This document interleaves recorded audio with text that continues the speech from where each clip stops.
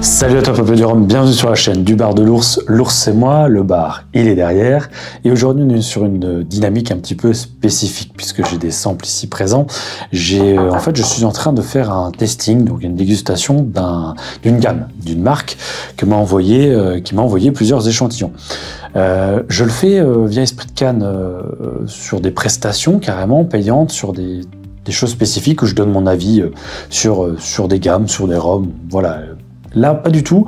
Là, on est sur le bar de l'ours et on est sur en fait Rhum Explorer qui m'a envoyé plusieurs échantillons pour que je goûte un peu la gamme parce que j'avais pas tout goûté, très peu. Et en fait, je me suis dit bah tiens, pourquoi pas filmer. En fait, c'est des choses que je ne filme pas. Là, en fait, j'ai mon ordinateur à ma gauche. Je vais taper en direct. En fait, je vais mettre mes différents rhums dans les différents verres et je vais faire tout simplement une dégustation posée tranquillement des différents rhums et je vais mettre mon avis. Et je suis pas du tout sur vraiment un avis. Là, je vais pas penser à la chaîne. Je vais pas penser. Là, je suis vraiment juste en mode plaisir, en mode découverte, en mode tiens, qu'est-ce que c'est que ça? Et donner mon avis aussi d'amateur éclairé sur la chose et faire des commentaires sur le rhum et sur les différentes choses que j'ai aujourd'hui dans mes mains, qui sont ici présentes. Et donc voilà, je me suis dit pourquoi pas le filmer. Peut-être que ça ne vous plaira pas, peut-être que ça vous plaira.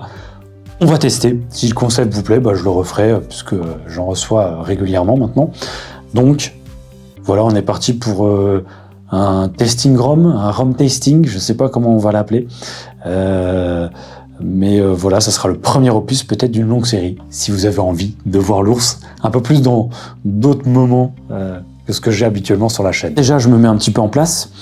Généralement, j'ai toujours un avis déjà sur la chose. Tu vois, je suis aussi sur ma chaise un petit peu tranquille. Là, je me suis mis devant le bar, mais généralement, je me mets pas devant le bar. Je suis plutôt là-bas devant mon ordinateur, même fixe, plutôt que sur un portable. Et je suis vraiment en mode, j'ai même avec mon casque, avec la musique sur la tête, des fois ça arrive, et je goûte. Là, en fait, je vais m'installer. Donc, j'ai reçu donc la marque, je le disais, c'est Rhum Explorer qui m'a envoyé ça. J'ai eu un beau petit coffret et en fait c'est le château de Breuil qui font à la base du Calva, donc du Calvados. Donc j'ai reçu aussi des échantillons de Calvados. Peut-être qu'on peut les faire sur la chaîne. Ça fait 1 an et demi que je dis qu'il faut que je fasse d'autres alcools. Ça peut peut-être être l'occasion de faire de nouvelles choses. Là, j'ai donc, tu vois, j'ai reçu pas mal de notes aussi avec.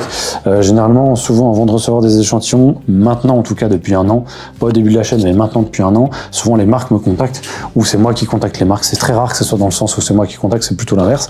Et en fait, souvent, on a un échange téléphonique déjà pour savoir un petit peu. Et moi, j'ai déjà un avis généralement sur la marque. Et souvent, je vais dire oui, ça m'intéresse, non, ça ne m'intéresse pas, parce qu'il y a des marques qui m'intéressent pas du tout, et d'autres beaucoup plus. Et là, pour le coup, j'ai même eu une petite lettre manuscrite, ça fait très très plaisir. Là, c'est le genre d'attention, tu vois, qui est tout de suite, même si les produits étaient dégueulasses, tu retiendras quand même que tu as reçu une belle petite lettre avec ton prénom, manuscrite et tout. Un petit coffret sympa, ça fait toujours plaisir, il faut le dire, hein, clairement. Là, j'ai reçu donc les feuilles des notes de dégustation donc de chez Rhum Explorer. Qui sont ici présentes, j'ai déjà fait quelques annotations, tu vois, je les ai déjà un peu déchirées, j'ai déjà regardé un petit peu sous toutes les coutures. Généralement, je disais, quand je commence à faire ce genre de choses, j'ai déjà plus ou moins un avis sur la marque ou les produits que je vais déguster. Soit j'ai déjà goûté, et même quand je n'ai pas goûté, j'ai souvent un avis sur la chose. Là, généralement, je suis vraiment en mode j'explore et je vois ce que ça donne. Il y a des fois, je me suis même laissé tenter avec des trucs qui me plairaient pas de base et finalement, c'était pas forcément mauvais. Donc là, j'ai tous mes verres en fait qui sont ici. Tu vois, je suis en train de remplir tous mes verres de cette manière-là. C'est aussi simple que ça. Il y a rien d'extraordinaire dans la chose. Mais voilà pour te montrer le setup de l'ours, le line-up, quand je fais mon truc. Donc le truc tout bête, hein, tu fais ton échantillon dans ton verre et puis tu laisses ton échantillon devant ton verre parce que sinon tu ne te rappelles plus forcément de ce que tu as dans le verre. Ça m'est arrivé une seule fois où je me suis trompé et du coup j'étais incapable de savoir lequel j'avais mis avec lequel parce que les deux rhums étaient très très très similaires. Et du coup, ça a complètement faussé ma dégustation. Bon, c'est des choses qui arrivent. Et voilà. Alors, ça sera peut-être pas aussi dynamique que d'habitude. Mais bon, vous me direz si ça vous plaît ou pas, si vous avez envie de voir la suite ou pas. Je mets toujours l'ensemble de l'échantillon dans le verre, même si je sais que je ne vais pas les finir. Alors j'ai un tableau sur lequel j'écris toutes mes remarques, toutes mes notes. Normalement, avant, je le faisais par écrit. Maintenant, je le fais par ordinateur. Pourquoi? Tout simplement parce qu'après, ça me permet de garder une trace écrite pour moi. Ça permet aussi d'avoir une trace écrite pour la marque qui m'envoie les samples s'ils veulent un retour sur la chose. Des fois, il y en a qui sont pas intéressés. J'ai déjà fait des retours à une marque, je pense que ça n'a pas plu. Et j'ai jamais eu de suite. C'est pas grave, c'est le jeu. Moi, je vous l'ai toujours dit, de toute façon, sur la chaîne, je suis toujours très transparent. Quand j'aime bien, j'aime bien. Quand j'aime pas, j'aime pas. Comme la chaîne, encore une fois, ne me fait pas gagner ma vie, hein, je peux me permettre de donner mon avis. Et je pense que c'est pour ça aussi que vous suivez la chaîne. C'est parce que je me permets de dire ce que je pense réellement des choses que j'ai dans mon verre. Je le disais, j'ai mon tableau qui est là, donc je vais juste continuer d'écrire parce que j'ai pas terminé d'écrire. Donc aujourd'hui on a Rum Explorer, on a le Marie Galante qui est un biel, on a l'Australia donc un Bean Light, le Thaïlande, je sais plus ce que c'est, Guyana, je ne sais plus ce que c'est, Caribbean, je sais que c'est un blend, enfin je crois que c'est un blend le Caribbean, faut que je revérifie, c'est pour ça qu'heureusement qu'on a les notes. Donc je vais juste tout me réécrire dans mon tableau, si vous voulez je pourrais vous montrer à quoi ça ressemble, mais il n'y a absolument rien d'extraordinaire. C'est très classique, puisqu'en fait, c'est juste le nom de la marque, les produits, le nez, la bouche, la finale, une note. Si je devais donner une note, j'en mets pas toujours. Et et j'ai une case commentaire aussi qui me permet de donner mon avis sur le rhum. C'est un petit peu comme mes reviews, tout simplement. Et toutes les reviews que vous pouvez trouver aujourd'hui d'un alcool, des spiritueux, c'est plus ou moins sur ce système-là. Alors j'ai toujours mon verre d'eau aussi qui est là. Vraiment, c'est pas du rhum blanc pour le coup, hein. C'est pas une blague. Je bois vraiment de l'eau. L'ours s'hydrate, c'est vrai, ça existe. Donc j'ai toujours mon verre d'eau, déjà parce que là je parle beaucoup, donc de toute façon je vais en avoir besoin, mais même j'ai toujours un verre d'eau ou des fois même quelque chose à manger quand je fais ça. Ça me permet de pouvoir couper entre différents rhums. Souvent je choisis le sens dans lequel je vais les goûter. Généralement, si j'ai des blancs et des vieux, déjà je les sépare. Des fois, quand j'ai des alcools différents aussi, puisque tu peux avoir des alcools différents, tu peux te faire des testings avec des alcools différents, tu les sépares aussi généralement.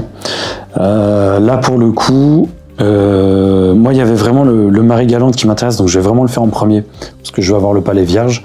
Je vais vraiment l'attaquer en premier et me faire mon avis dessus. Parce qu'en fait, je l'avais goûté au salon au Whisky Live à Paris, donc 2022, il y a quelques mois, et même pas un mois et demi, 2 mois. Et je m'étais dit pour 61 €, ça peut être un produit, pourquoi pas, peut-être qu'on peut conseiller sur la chaîne. Donc là, je vais vraiment me mettre sur celui-ci. Les 4 autres, donc on a l'Australia, Thaïlande, Guyana, Caribbean. À mon avis, on va sans doute attaquer. Je crois qu'on est sur des degrés, ils sont tous similaires, c'est des petits degrés entre 42 et 44. Donc je pense qu'on va laisser le Caribbean pour la fin puisque c'est un mélange, c'est un blend.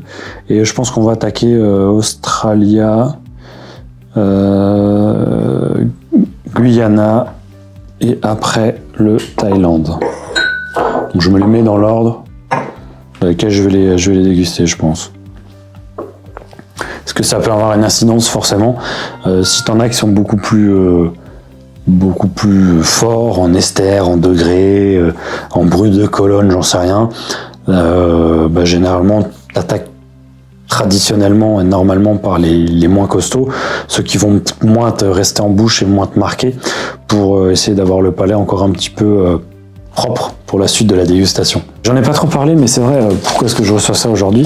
Parce que j'ai croisé Sébastien, qui est le commercial de Rum Explorer du château de Breuil et la spiriterie française, maintenant comme ils appellent ça, c'est une marque, la spiriterie française. Ils font, puisqu'en fait, château de Breuil, donc Calvados, vin, peut-être même, je crois, au début, et ou encore.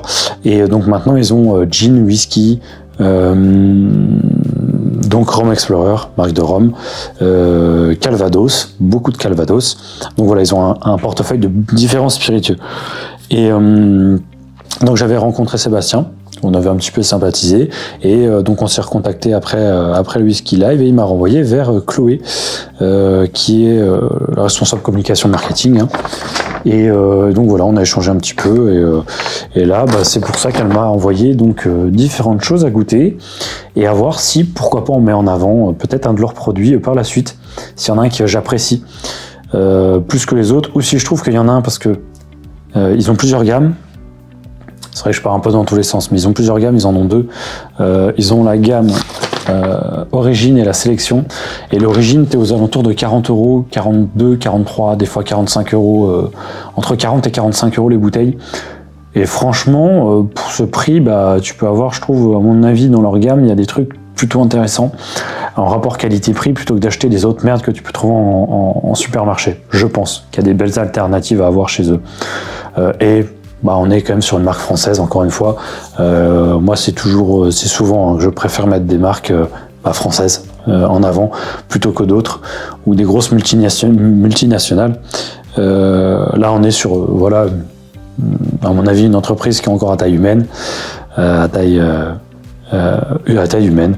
Donc, je pense que je préfère de toute façon moi mettre en avant ce genre de marque. Mais on va voir. On va voir en goûtant. Mais c'est pour ça que je m'étais dit ça peut être intéressant. Et il y a le Biel qui est à 60 et quelques euros quand même, 61. Mais en même temps, si tu prends le Biel ambré, il est à 60, tu peux le trouver. Alors si tu le trouves pas cher en supermarché, tu l'as genre à 49. Et si tu le trouves en caviste, tu peux le trouver jusqu'à 65, voire même 70 € des fois, ce qui est assez fou. Donc c'est pas déconnant en termes de tarifs. Donc on va voir ce que ça donne. Ça peut être aussi sympa, ça peut être une alternative à d'autres choses aussi.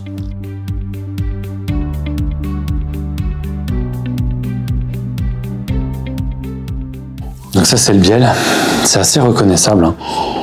T'as vraiment ce citron meringué, ce petit côté un peu poivre, jus de canne très frais. Et vous me perturbez parce que j'ai pas encore commencé à remplir alors que d'habitude j'ai déjà rempli à ce stade de la dégustation. Je suis en train de noter meringue, citron, épices douces et j'ai un côté aussi poivre léger. Voilà, donc je me note ça dans mon doc. Et puis il y a ce petit côté jus de canne soleil. Hein. C'est sympa, le nez est sympa. 44,6, c'est pas trop mal. Hein. Tu vois, je parle pas beaucoup parce que je me concentre beaucoup comme je marque et je fais mes trucs. Donc c'est pour ça que le format sera peut-être un petit peu paresseux, pas trop dynamique par rapport à ce que vous avez l'habitude d'avoir. Donc on verra si ça donne quelque chose ou pas et si c'est vraiment intéressant pour vous.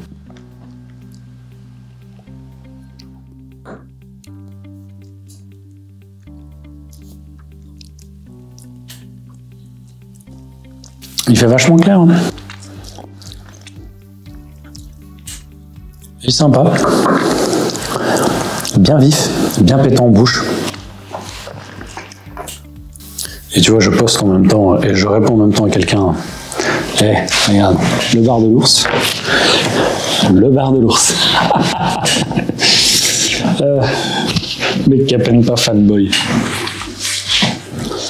Bon, tu vois, je me suis donné mon avis. Petit coup de flotte. On va le laisser là si je le garde si j'ai envie de revenir dedans. Et on va attaquer directement au prochain. Qui est l'Australia. Alors si je change un peu les notes, donc tu vois là on est sur l'Australien, donc on est sur un Bean Light, 5 ans d'âge. Ah bah c'est marqué 4 ans. Ah, c'est peut-être pas les mêmes batchs, peut-être qu'ils ont déjà sorti une... Moi j'avais 5 ans d'âge et là c'est marqué 4 ans sur la bouteille. 43 degrés.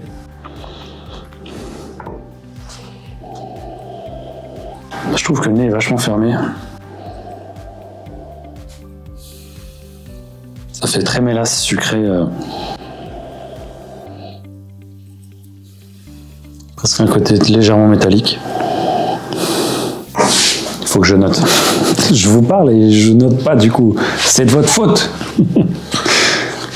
Voilà, donc celui-là, tu vois, j'ai donc sur le biel, j'avais mis commentaire que ça manque d'un grain de folie, mais sympa, peut amener du monde. Ça peut amener du monde, ça peut drainer un peu les gens, ça peut leur donner quelque chose. Un tarif encore intéressant, ça peut être le rhum du soir, glouglou, dessert ou entre amis. Pour l'Australia, je me suis marqué bon petit rhum d'entrée de gamme. Le Guyana. Oh, ça c'est des nez que j'aime bien. Ça s'exprime un peu plus là. Ça sent le gras dans le verre. Ça sent le gras, ça sent le sucre, les fruits, la mélasse. Putain, pour un 2 ans, je trouve ça tellement cool. En petit rhum comme ça à 40 balles, wow, mais grave. Ça passe trop bien. Et on boit encore un coup. Voilà. Et on passe au... on passe au quoi? À la Thaïlande. Elle est où la Thaïlande? C'est con, il y a un Belize à travers et je l'ai pas là dans la... J'aime bien les Belize. J'aurais pas dit que c'était un Thaïlandais. J'aurais pu m'amener sur un agricole ou sur un pur jus Brésil. Ou Madère peut-être. Bon, pas trop convaincu. Et donc, le Caribbean, le dernier, le 5e. Alors j'ai même un crachoir improvisé, hein, c'est un verre, je vais pas vous le montrer, c'est un peu dégueulasse. C'est un verre à cognac qui est là, qui est à côté. Parce que je vous l'ai dit, c'est rare que je finisse tout. Et puis bah, des fois tu craches, hein. Tu bois pas forcément toujours. Quand je suis en salon, c'est pareil, des fois je crache, des fois je garde, ça dépend. Ça dépend un petit peu de sur quel produit t'es. Bon, quand t'aimes moins, bah souvent tu vas cracher plus facilement, hein. Ça dépend.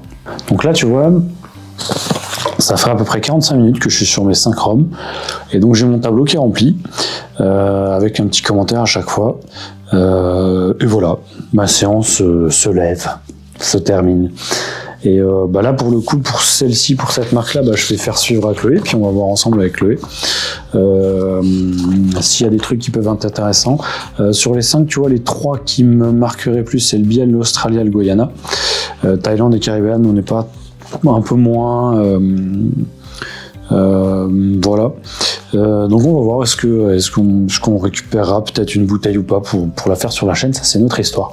Mais du coup je vais faire mon retour et puis on verra avec elle. Et même pour moi, bah, forcément c'est quelque chose que je garde par la suite.